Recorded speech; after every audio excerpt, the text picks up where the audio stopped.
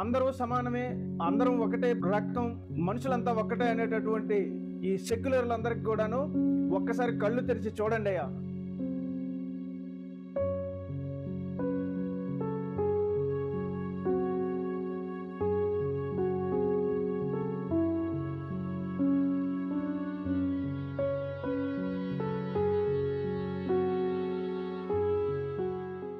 భారత రాజ్యాంగం ద్వారా పార్లమెంట్లో పాస్ అయినటువంటి ఒక బిల్లును ఈ దేశంలో భాగమైనటువంటి ఒక రాష్ట్ర ముఖ్యమంత్రి, సాక్షాత్తు వెస్ట్ బెంగాల్ ముఖ్యమంత్రి మమతా బెనర్జీ తన ఓటు రాజకీయం కోసం సెక్యులర్ భావాలతో ఆ బిల్లుని మేము వ్యతిరేకిస్తున్నామని చెప్పి పబ్లిక్గా ప్రచారం చేస్తూ ఉన్నారు.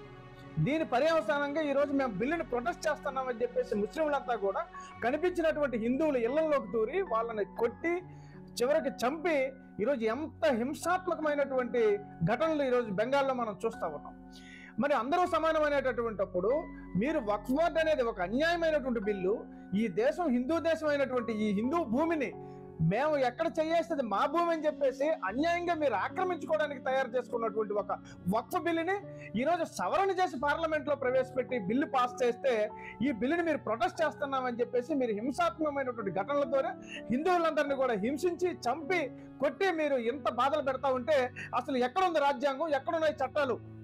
ఇవన్నీ కూడా ఏదైనా హిందువుల తరఫు నుంచి ఒక చిన్న ఇన్సిడెంట్ జరిగితే మీరు రాజ్యాంగం అని చెప్పి చట్టాలని చెప్పి గొంతు చించుకొని రోడ్లెక్కి మీరు అరుస్తూ ఉంటే, మెజారిటీగా ఉన్నటువంటి హిందువులకు మీరు ఎంత అన్యాయం చేస్తూ ఉంటే, ఇంత హింసాత్మకమైనటువంటి ఘటనలు మేము జరుగుతూ ఉంటే ఎందుకు మనం స్పందించడం లేదు? ఇది ఎక్కడ న్యాయం అని చెప్పి అడుగుతా ఉన్నా. అందరూ సమానం అని చెప్పి అంటే మీరు అందరూ సమానం ఎక్కడ?